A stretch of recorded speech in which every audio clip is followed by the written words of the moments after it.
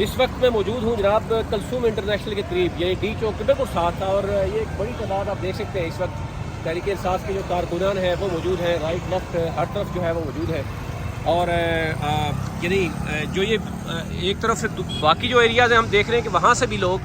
بڑی تعداد میں مارگلا روڈ سے جو ہے وہ بھی ڈی چوک کی طرف انٹر ہو گئے ہیں، لیکن یہ ایک بڑی تعداد یہاں پر دیکھنے میں نظر آ رہی ہے کہ یہ بیک سائڈ پہ تقریباً جو بتایا جا رہا ہے کہ 3-4 ہزار لوگ یہاں پر موجود ہیں۔ اور اس کے ساتھ ساتھ اگر میں بتاؤں، یہ کلثوم انٹرنیشنل یعنی جو میٹرو ہے اس کا اسٹیشن ہے، اور ساتھ اگر میں آپ کو یہ دکھاؤں ادھر بھی ایک تعداد ہے جہاں پر یعنی جو کارکنان ہیں وہ موجود ہیں، اور وہ ٹریفک بھی اور باقی چیزیں بھی وہ اپنے اپنے لوگوں کو یہاں سے نکال رہے ہیں۔ ایک تو یہ نظر آ رہا ہے کہ اب جو یعنی نزدیک آتے ہوئے نظر آ رہے ہیں علی امین گندہ پور کا جو قافلہ ہے، اور ساتھ جو G6 G7 F6 F7 میں ایک بڑی تعداد کارکنوں کی بتائی جا رہی ہے کہ وہ وہاں پر موجود ہیں جنہوں نے رات گزاری ہے۔ اور تھوڑی دیر پہلے جو ہے وہ مارگلا روڈ سے ایک بڑی ریلی جو ہے وہ بھی ڈی چوک کی طرف جو ہے وہ قریب پہنچ چکی ہے۔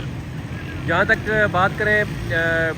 جو رکاوٹیں ہیں، اگر آپ اوورال دیکھیں تو ہر طرف سے رکاوٹیں تو موجود تھی، موٹر وے میں خندقیں بھی کھودی گئیں،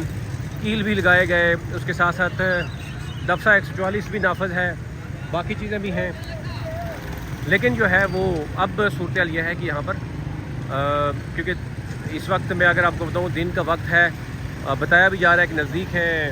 علی امین گنڈا پور کا جو قافلہ ہے، باقی جو دیگر یہاں کے لوکل قیادت ہے، عامر مغل جو ہے ایک بڑی تعداد میں لوگوں کی مہمان نوازی جو ہے اس وقت کر رہے ہیں۔ اسلام آباد کے جو رہنما ہیں وہ انہوں نے ناشتے کا بندوبست بھی کیا، کچھ لوگوں تک پہنچایا۔